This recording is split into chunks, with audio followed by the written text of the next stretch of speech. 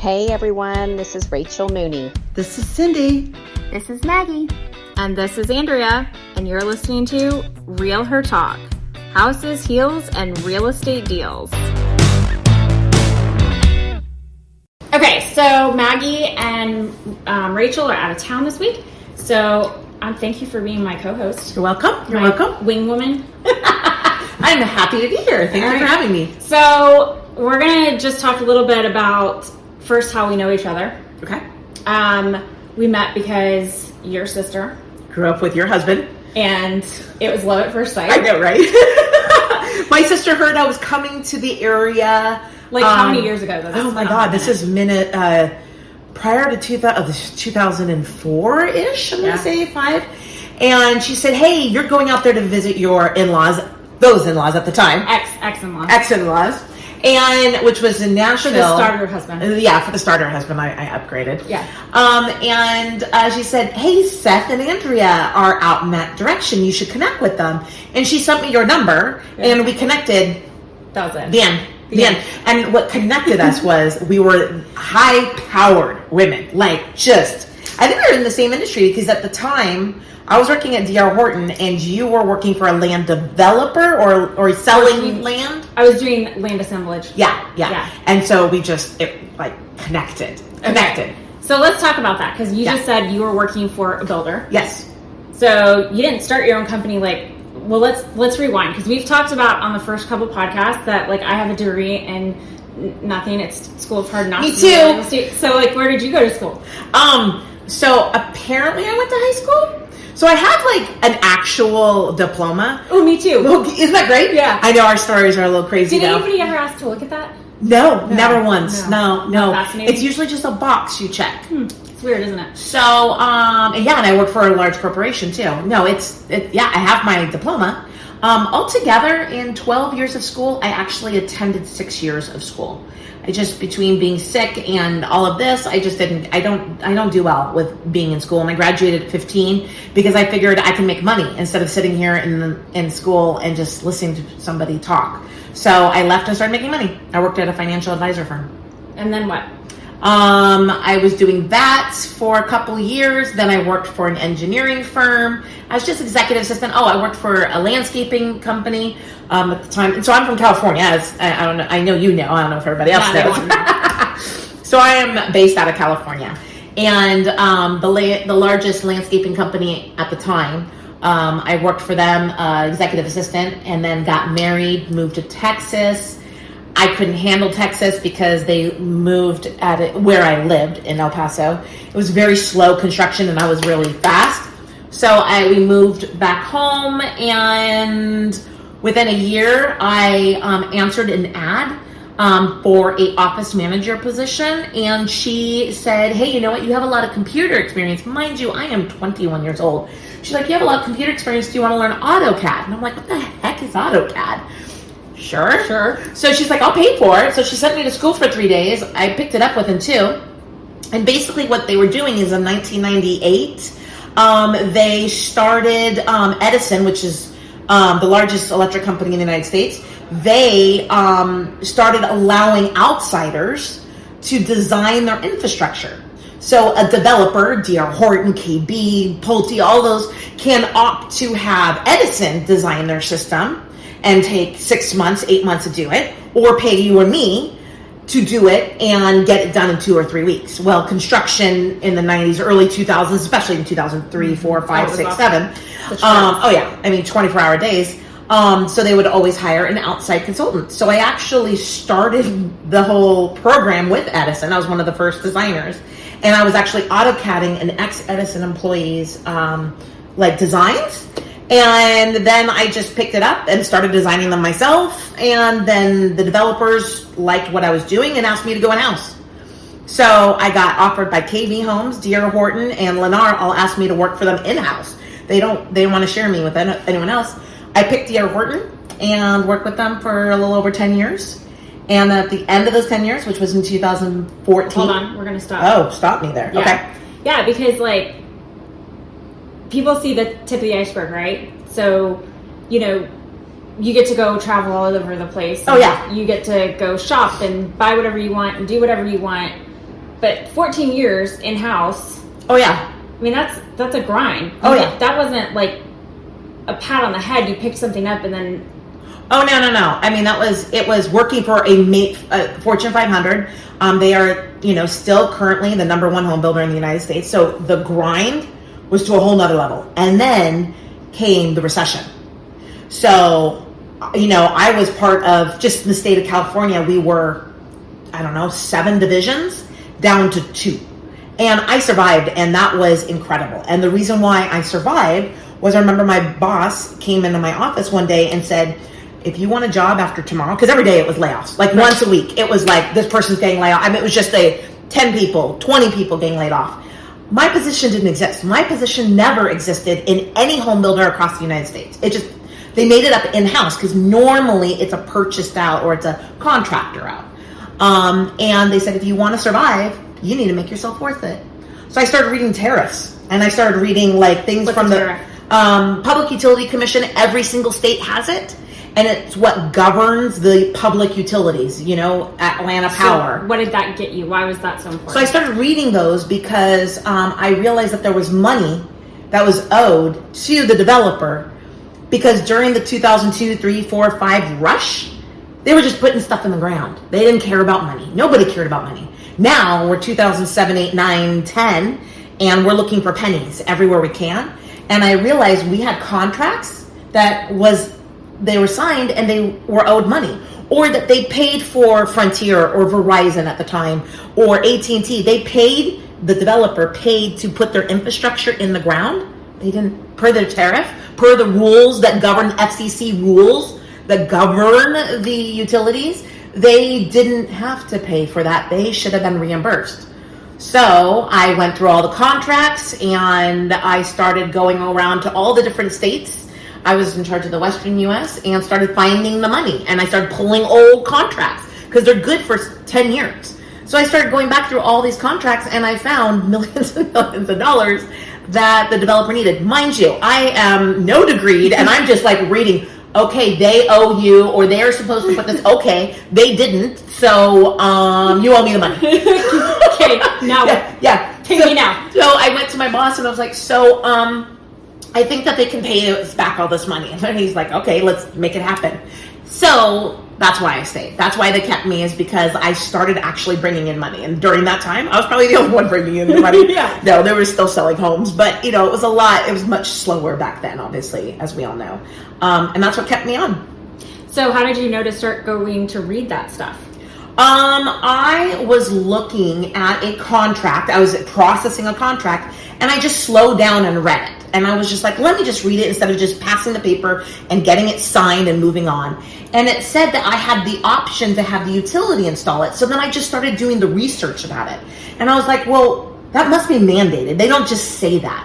So that's when I started going into the tariffs, and I started looking up AT&T's, and back then it's Pac Bell, and Verizon was GTE. And we're talking going way back, looking into all the fine print. And it was like, we are to provide the infrastructure for the customer at no cost. If the customer will provide the infrastructure, you will be reimbursed. And so that's when I just looked at it like, okay, this is something that the home builder is due. And they did. So they started getting all that money back, and we still do that to this day. That's amazing. Yeah. Yeah, so sure, because the easiest way to make yourself invaluable is to make money. Yeah. For somebody else. And to have a rate of return on your salary. Right. Because those of us we run our own businesses, just to turn on the lights every month, just to exist, can be $50,000, $100,000, $200,000. Oh yeah. Just to exist. Oh, yeah. You have not done anything. Absolutely. Pay your employees, health insurance, everything. Yep. And so for an employer to turn around and somebody is there's no ands, ifs, or buts, that person is making you an ROI on their salary. Absolutely. I would pay that every day, hands down, no questions asked. Agreed. And so you made yourself invaluable. Yes. I was making them millions and millions of dollars. And I was not getting paid that by any means. I was a normal employee at the time. But you kept your job. I kept my job, and it was shocking because I was the only one at church, or I was the only one in my circle of friends that had a job all my friends were laid off, which actually is how I started my company now, is because all of my coworkers were laid off, my project managers. And when they were laid off, they had to go find other jobs. So later on, when I left D.R. Horton, my ex-coworkers are now my clients from other home builders, and they know what I'm worth. They know what I'm able to do. So I didn't have to sell myself. They know what I was doing for them when they worked at D.R. Horton. So it has. I can't say enough about networking as far as keeping those people you work with close. You never know when you're going to need that person again. Well, and I think it goes back to something that I learned a long time ago, is the chessboard is always a lot bigger than you think it is. Oh, that's a good point. And that you never know how people are connected. Oh, yeah. Oh, yeah. It can be in the future. Oh, and in construction, I'm sure it's the same in Georgia, in California. You run into somebody, it's always the 3 degrees, the Kevin Bacon. It's the same thing in construction. Somebody has already worked for somebody. I mean, I have one client who has worked for 4 of my clients. And they've become my clients because that one person has gone to each one of those different home builders. And therefore, I stick with him. And I'm now still with his old previous employer because obviously we've made it a reputation, right? Yeah. A relationship. So it's worked out really nice. And again, this is answering an ad to be not a project manager, an office manager. It's all this. This is how it started. Yeah, but also the word that I keep hearing is curiosity. Oh yeah. Oh, absolutely. Because if you weren't curious at all. Oh yeah. Curious from the standpoint of how I can keep my job, curious how I can make more money. So everybody wants to make more money, right? I mean, we wouldn't be doing anything that we're doing right now if it was just for free. I mean, there's benefits from the standpoint of doing things that are, as a charity or... Money is good for the good money can do. Yes, exactly. And you can't help people if you can't help yourself first. Exactly. Yeah. And so I was always curious on how we can make more money, or how I can how can I help my boss? How can I help my boss keep a job? How can I help my coworkers keep a job? It wasn't just keeping me employed, it was keeping my friends and family, because these people to today are my friends and family. They stuck through with you through the downturn, they had faith in you. I mean, just for somebody to look at you and be like, okay, if you think you could do it, do it. I mean, even when I left and went on my own, it was like, you know what, we think you can do it. And they pushed me to do it. So let's go back to that. Yeah. What did that look like? So in 2014, I was getting pulled in so many different directions. I was working still kind of regionally for Horton, and I needed some more support because home building was coming back and we needed more help. So I said, okay, I need another assistant and I need a full-time cat. And they were like, we just can't, because you are through the corporate structure at that point. You can't just hire somebody and just be like, okay, here they are on payroll. Yeah. It doesn't work like that in a Fortune 500 company. So I said, hey, listen, I got an idea. Why don't I leave? And I will I will work on all the projects that I've already started. And then I would just bid on everything else that comes about. And you don't have to worry about anything about paying me and all of my employees. You will just pay the contract. I will be a contractor at that point. And they said, all right, that sounds good. Submit a proposal. I submitted a proposal for all the projects I was already currently working on, because I had already submitted on all of these work orders. So I was already the engineer on record for them. And so I started my company with those contracts, and that's how I started. It was literally that easy. I was an employee one day and an employee not the next day. Is that scary? Oh my God. My husband at the time and all of my friends and my coworkers they had more faith in me than I did. They had been telling me for years, you need to go on your own. I mean, even people at Horton were like, you can make a lot more money if you did this on your own. I just didn't have the faith in myself. And finally I just did it. I had so many people rooting for me, like, Gina, you can do this. You can start on your own and I did. And that, it was so scary. If I didn't have the help of, I had an ex-coworker who did the same thing. She left, started her own HOA management company. She just left the realms of the corporation and started working her own firm. And so she was small enough where she said, hey, Gina, when you leave, you can rent an office from me. I rented it from her for $400. So I rented a little room from her, and that's where my my plotter, my cat, all that stuff was. It was 2 people. I hired myself an assistant, and she helped me. And if I didn't have the help of everybody around me, I couldn't have done it.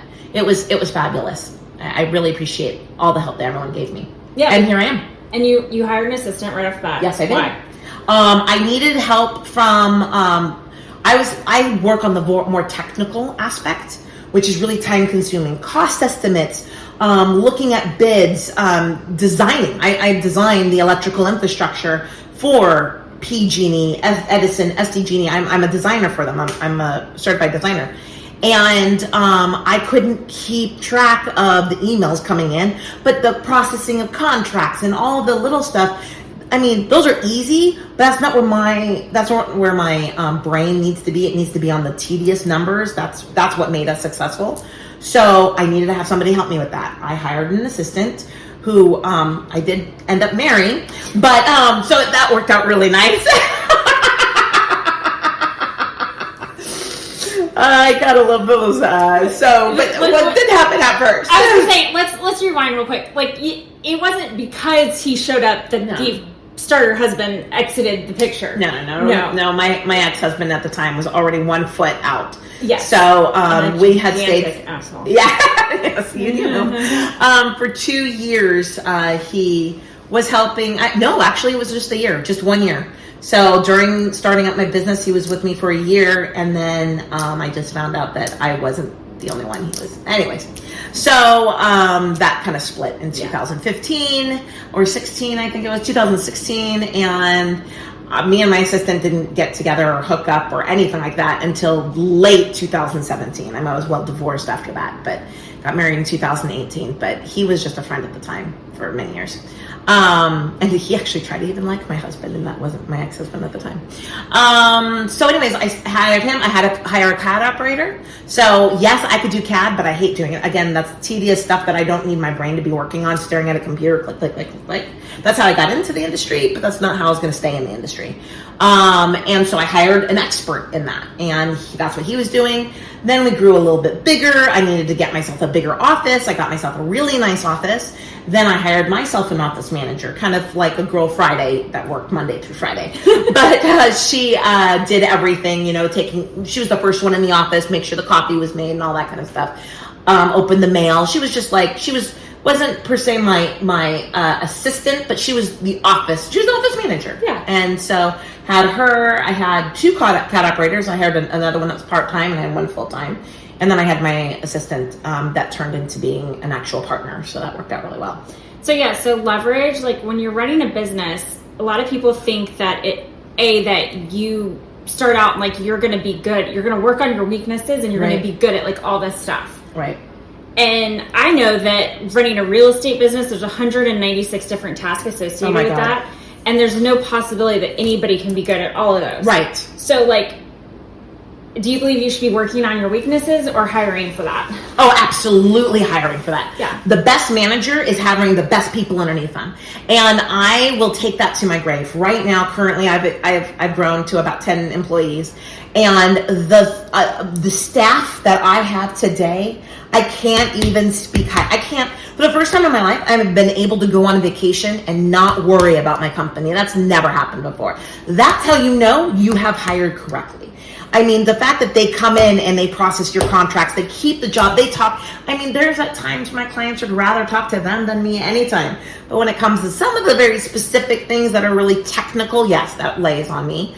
But hiring the staff that is better than you, especially in your weaknesses, like me paying attention to the tedious little things, is the key to anyone being successful. I mean, I can't even begin to tell you how many times I've heard Bezos and who's the guy that was at Apple that just passed away? Mind blank. Steve Jobs. Oh, dear Lord, yeah. He says, always hire somebody smarter than you. Always. That's the smartest thing to do. And never be that kind of boss that is looking into every single thing that they're doing, micromanaging. That's the worst thing you do. It brings down the morale. It scares people into working for you. You don't want that. I try to make the best working environment for my employees so that they're happy, they are overcompensated, and by doing that, they will work and be loyal to you more than you can ever express in money words. And I'm indebted to my employees today. Well, and it's interesting because not everybody is us. Not everybody will take the leap of faith, because I mean, yes, as a company owner, you're paying yourself a salary, but if you don't go make that happen and keep it going, I mean, you essentially wake up unemployed every day. Absolutely. I don't get paid unless my client decides that he wants to pay me. Right.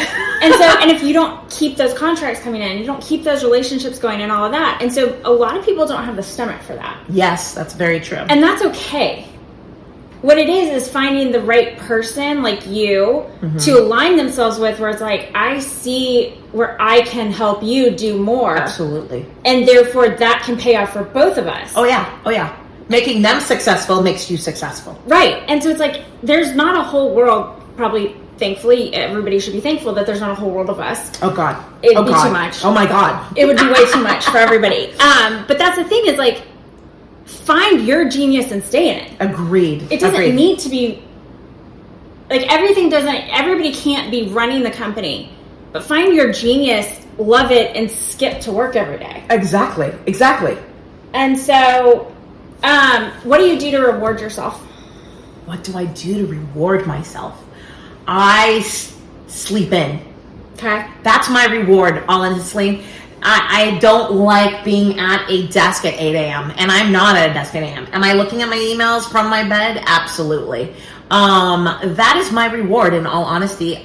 Being under the corporate structure, stressing that it's 7:30 and I haven't left the house yet, and having that, but knowing I'm going to work until 7:30 p.m. or 8:30 or 9:30. And that's the reason why I did have flexibility, is because I gave 100%, but that beginning time, we're all different. I know you're a morning person. We're so flip-flopped. We are.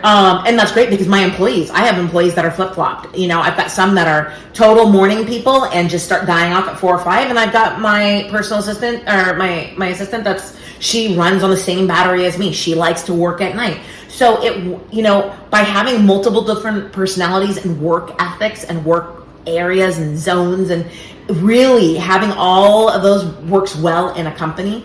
But rewarding myself is definitely by sleeping in, or, I like luxury. I can't admit that I don't. I do like my Louis Vuittons and my Chanels and stuff like that. And I couldn't have those things if it wasn't for my badass crew that I have. So, that's how I sleep in, and I like to reward myself with nice things. Okay, so let's say too, because if people have been listening since the beginning, they heard that Rachel and Maggie are not big travelers. They're more like, and Cindy likes to travel, but is more of like work, like they are in it, and then they kind of have their like places they go. Like, so Rachel right now is in Sandestin, and Maggie's at Hilton Head Island. That's like their jams. Yes. Yeah. And so, but me and you, we don't want to go everywhere. Oh yeah. I'm in Atlanta right now. Yeah. And I've been here for a month, working normal. Well, you haven't been here for a month yet. I mean, it will be next week. It won't. So it's three You're weeks. Rounding up, and it's 3 weeks and 5 days. Right, I'm so staying. You're rounding up. I know. I still object. I know. This is what happens when one of your really closest friends lives freaking across the country. You get to argue with them about how much time they've spent with you. No, but I think that is so cool, because I know you're not KW, obviously, but we talk a lot about that you go to work every day so that you can live a life by design. Yes.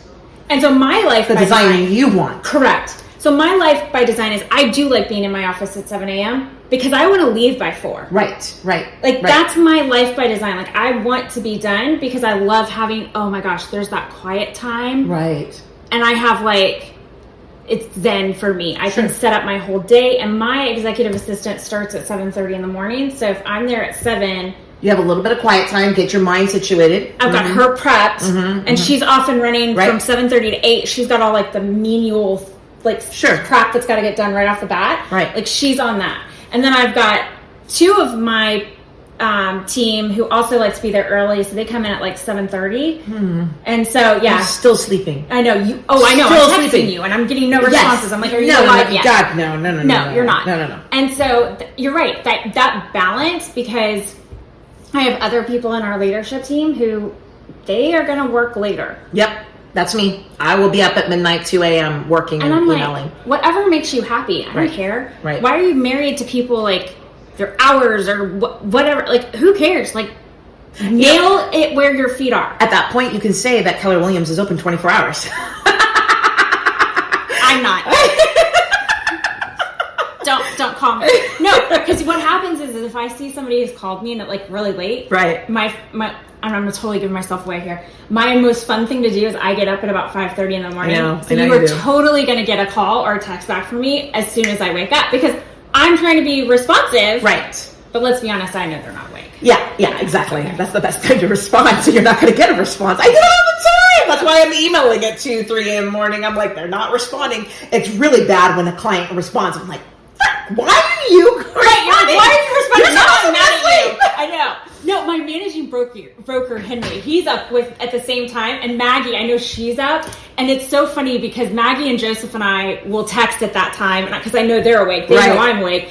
And then what's hilarious is Rachel, the other girl on our podcast, she's like, okay, I'm gonna try and be with you guys because she's not like that either. She's your schedule, right? So she's like, I'm gonna try and do this with you guys. And so like a couple days in a row, I texted her, I was like, how's it going? She's like, I'm alive. And then I just finally stopped texting her because I felt bad because I knew this is not like, I know she works out every morning, but I don't think she's continued with the 5 a.m. I don't know. Rachel, if you did, I'm sorry for throwing you under the bus there, but yeah. So, but everybody being different is the best thing that you could ever have. Agreed. So you work adjacent to your husband. I mean, technically, yes, I do. Technically, you are his boss. Yes, I am. So I work with my husband. Yes, you do. Maggie is partners with her husband. Yes. Rachel and Shane used to be partners, and Cindy, bless it, has managed to never be partners in business with her husband. She's the only one. Yes. All right, so how does that work for you guys? Because a lot of people, I mean, let's just say that running businesses, period, we are operating in a man's world. Yes, we are, and that's such a key. Because when you walk into a room, and if they don't know you, and you and Steve come in together, who are they immediately going to start directing stuff to? Well, I can't really say. Typically, it would be the man. But I have such a hardcore, not personality, reputation already. But let's just say for kicks and giggles. I mean, for kicks and giggles, let's it was say you're at a trade show. Oh, 100% talking to my husband. 100%. And he has to turn and be like, well, Gina, because I have been in this industry for 27 years. He's been in this industry for just shy of 10. So I definitely... Most people know me when I'm walking into a meeting. Of course, they already know. Now they do prefer to talk to my husband because he's nicer, but that's a whole nother story. Yeah, it's a whole nother story. But yeah, when it's at a trade show, I'm in construction. They're not looking at the blonde with boobs. They are looking at the man that's standing there. And they don't know that the woman next to him is the one that owns the company, has made the success. And I will be honest, of my 10 employees, I have 7 of them are females. And that includes myself, my husband being one of the male, and my 2 cat operators are men. Other than them 3, it's a female-driven, and we are the only one. That's the thing is, we're a dry utility consultant. We're the only female-owned, female-ran. Now, the other ones do have female employees, my competitors, but they are not female-owned and female-ran. And I do like to pride myself on that because it is my industry, my little industry of working with the public utilities. I am that female that is kind of a, tiger, lion, or as everybody calls me, the pit bull. And you've kind of had to almost do that to get recognized. I'm not saying that you have to be the mean person, but you have to kind of stand your ground and not be able to be walked all over because you are the female. And that's really sad to say, but we are looked over because we look as the weaker vessel or as the one that can't hold her own or the person that doesn't know construction. I mean, they're going to look at your husband, the man or any male employee, and he's going to be the one they're going to go to about backhoes and conduit and trenching and shoring. They're not going to know that I know all that information, and I teach classes on that. So yeah, that's been a very big challenge in the beginning until people start to get to know you. Then they're like, oh yeah, okay, never mind, it's her. So that is definitely a challenge. Yeah. So like for us, there's plenty of real estate agents that are women. Oh yeah. But not that run real estate like companies. So like Rachel, Maggie, they're running company teams. Like, sure. So they're not, yes, they are real estate agents. Sure. but they're running businesses. Right. Cindy's a loan officer. There are very few. Right. Very few. Really? On the finance side. Really? Yeah, Interesting. Very few. And so, yeah, it is like, okay, the perception is, oh, well, yeah, you're going to be great at selling real estate because you're bubbly and sweet and kind. You can go put a sign in the yard. And you're like, that's not what we do. And so, yeah, it is. And especially on running and operating brokerages and stuff, that is very male dominated. Very male. Oh, yeah. Which is fascinating since a lot of the real estate agents are women, that most of them are not owned and operated by women. Interesting. It's still, that side of it is still very male dominated. And so it is different dynamics when you start showing up. And I don't know about you, but I mean, I'm blonde. That's your natural color. Yes, but I have not colored my hair in 10 years. I mean, I birthed this color, but I will confess it has not come out of my head this color in a hot minute. And, you know, the perception is you're dingy. Oh, yeah. Oh, 100%.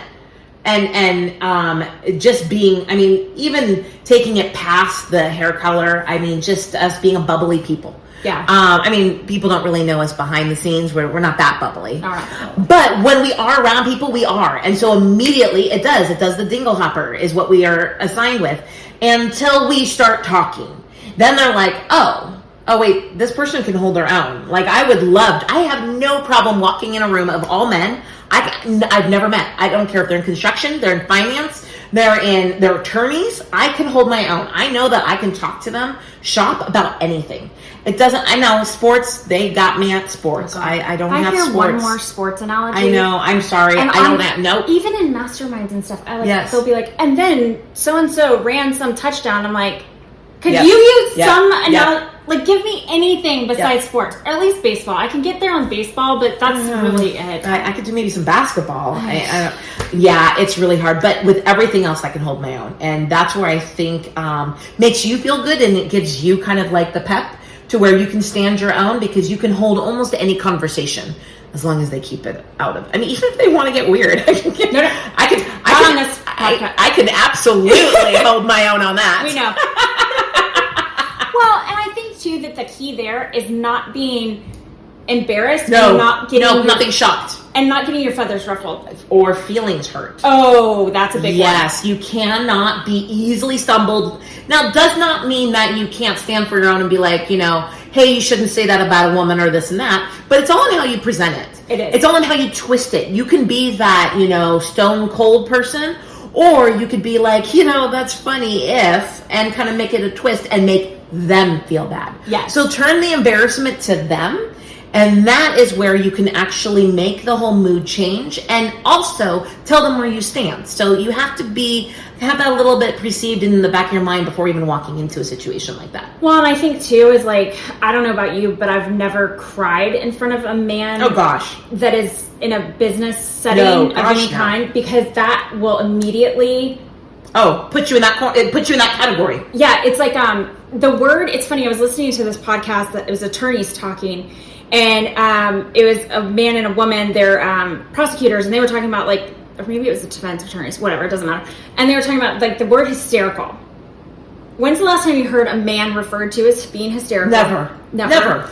And a woman could be just crying and immediately labeled as hysterical, which means that gives you that connotation of irrational. Right. Can't talk to her. Right. No matter what I'm saying. Oh, you can't process it. So just going in any conversation, because the other thing with being a business owner is you get to have a lot of tough conversations. Oh, yes, you do. And you can't hide from them. No, you can't. Because if you're skittish around having those tough conversations, right. Find your tribe person who's the one who will run to, Kim Estes, our lead investor, says something that's great. It's leaders run to conflict. Oh, good one. I like that. I like that. Yeah, and so that you have to, because you're leading, you must run to the conflict and you must engage with it first. Oh, yeah. You have to. Yes. And so you can't run from conflict. Oh, no. No. You'll be out of business. Oh, yeah. Because the first time, the minute somebody thinks that you are weak. Oh, they'll take advantage of that. The world will take advantage of that in a heartbeat. You can't show any signs of weakness. You cannot. Especially in a woman-owned company. You cannot show that you are weak, and you have to be able to hold your own. You have to. And so any hard conversation you're going to have, like, have it pre-scripted in your head. Oh, yeah. Practice it ahead of time. Agreed. Like, people underestimate, I've gotten told this, and I'm positive you have too, is like, but you just, like, can articulate what you want to say, and you just, it flows out. No, it's because I've processed it. Right, exactly. I'm not going in unprepared and hoping for the best. And that's something I think that women have to do a lot more than men, because men can walk into a room or walk into a situation and know that they're not going to typically be judged, that they aren't going to be questioned or looked up and down and thought, what somebody else is already preempting what there is going to come out of their mouth. They don't have to worry about that. We do. So I know as a woman, we have to already be thinking a lot more of what we have to say, what we're going to say, what we're going to do into a room, how are we going to present ourselves? Are we going to present ourselves with our chin up, or are we going to walk into a room and go right over the punch bowl and get ourselves a drink and just sit there? So that's something that men just don't have to worry about. And I wish they could understand where we're at and all the work it took to get us to stand in a room to talk to other gentlemen. It's a lot. It's a lot. It is. No, and Seth and I have had so many debates over this, because I publicly speak every single week for at least an hour. And then he publicly speaks at church. Right. And for like 30 minutes, and he's like, it's not the same. Like, you can engage differently. And I'm like, yes. Bloody hell, it's public speaking. Right. But it is different, and it is the way, the engagement. And we finally agreed to Disagree? that it's we agreed to agree that it's different. And so it's but I mean, it is different when you have to show up and prove your validity. Yes. It's almost like, it's so funny. My husband said, when he explains to others, when he watched me walk into a meeting, it was a pre-trench meeting, and there was an inspector who didn't know me. And he goes, she walked in, gave her resume, and kept talking. Like, I have been doing this for 15, 20 years at the time, whatever it happens to be. I've been working here, there. Are you going to listen to me? So men don't have to do that. They don't have to walk into a room and be like, hey, I've worked at this company, that company, I've been doing this. No, they're automatically looked at by everyone in the room, that when they're speaking, that they have a resume behind them. They don't do that with us. You know what's funny about that is I do that every time that I teach or speak publicly, like outside the people that know me in my bubble. Sure. That never crossed my mind that I do give an entire resume every single time. You do? It's because we have to show everybody that's listening to us, we're worthy of listening to. We have these credentials. Granted, it wasn't through a school book. It was through the whole on-site, real world experience. We have been there. We didn't just get the diploma. We actually have lived it. And it's our way of proving to everybody what I'm about to say next. The whole reason why you are all here is because of what I have been through. And I'm going to tell you, like, why you're going to believe me. And then now we can talk about what we're going to talk about. No, that's crazy. I've never even thought about that before. But even when I'm teaching, so I do once a month or once a quarter or something like that. I will teach for the public a new home buyer seminar that our agents invite their clients or prospective clients to, so they can learn more about the process overall. I always start with my resume. Yep. I've been doing this for... Yes. And here's my credentials. Here's everything. And when I teach other agents outside, it's a whole 5-minute spiel.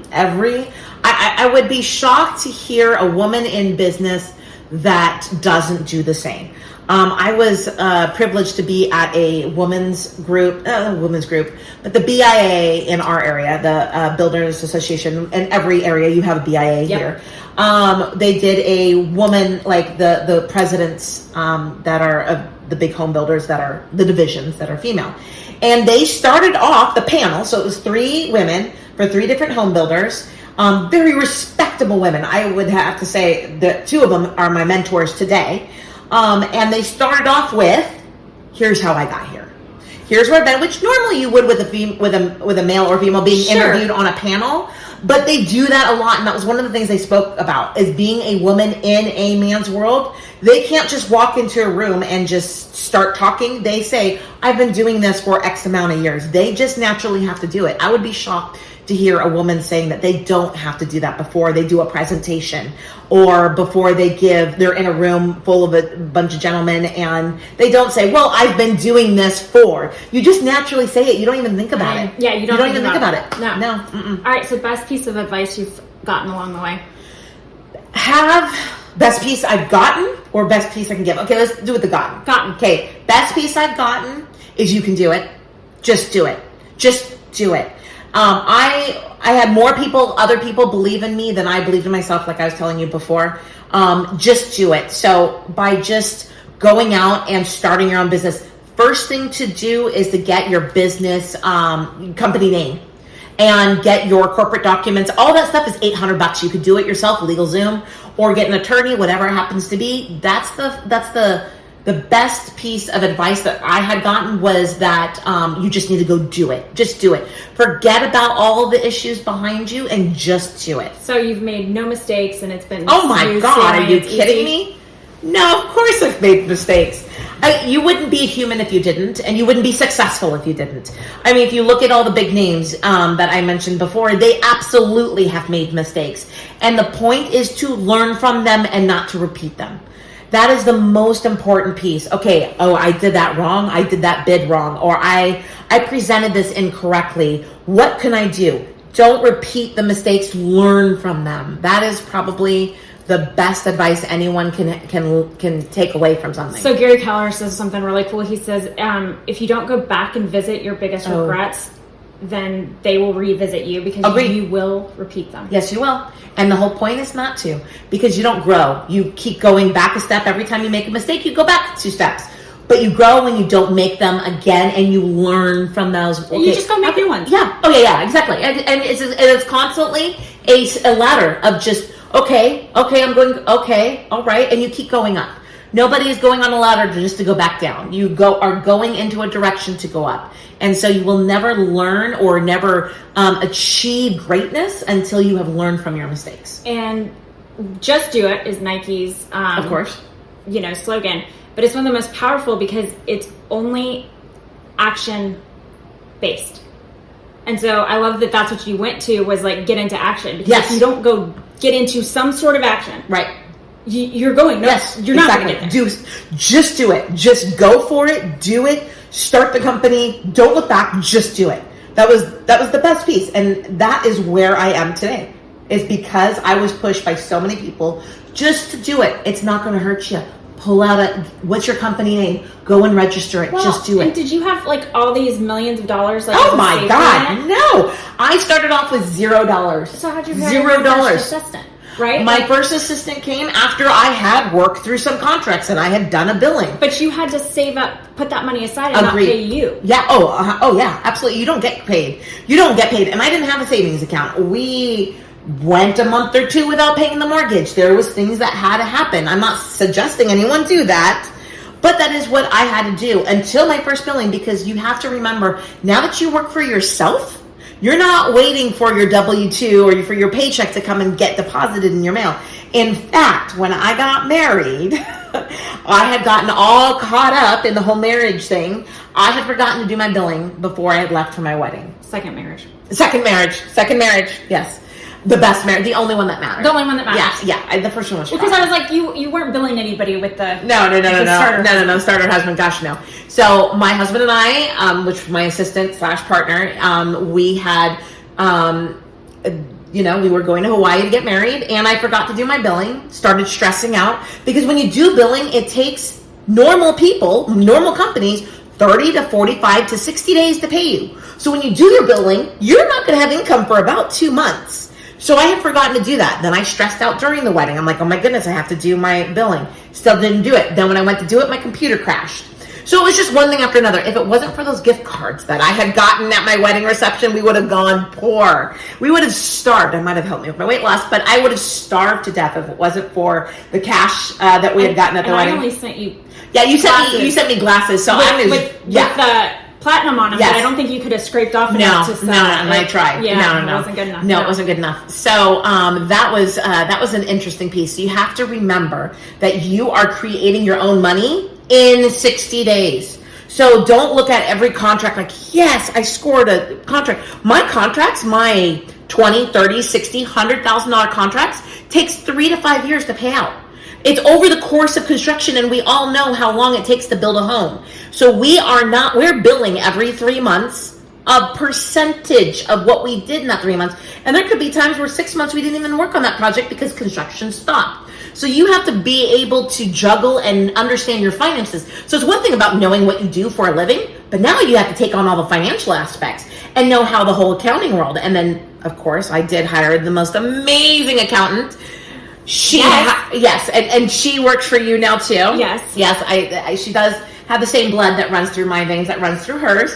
Best decision I ever made, and she did the same thing. She just woke up one day and said, I'm going to start my own company. I have my accounting certificates, and I am going to start my own bookkeeping company. And she did. Now she's got 20, 30 different clients, and she just started it up herself.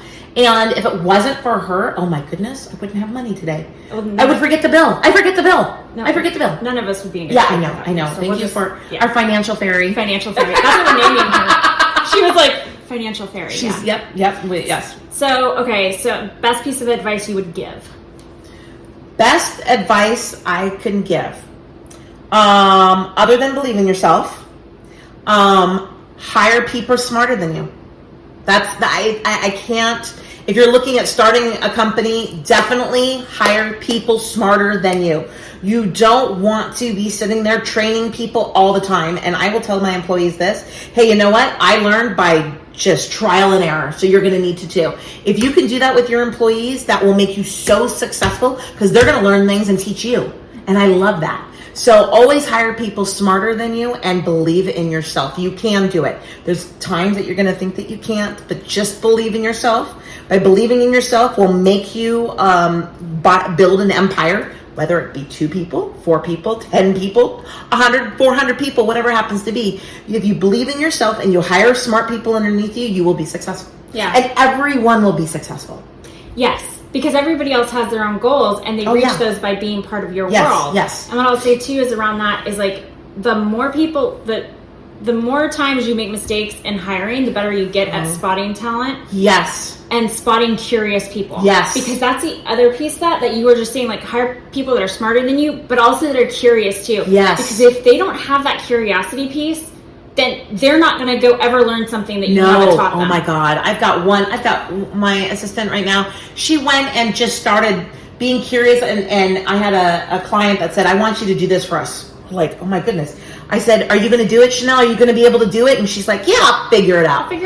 That's a valuable employee. Someone that can just figure it out and do it. And she is, rewarded handsomely because of that. Yeah. So I want them to feel like they're not taken advantage of. I want them to feel like that they are also growing the company for themselves. I want every one of my employees, whether they are just my person that's getting the groceries or whether the person that's making financial decisions with them, I want them to believe that they are contributing to the success of the company that they get a piece of. And that's what I want everyone to believe in.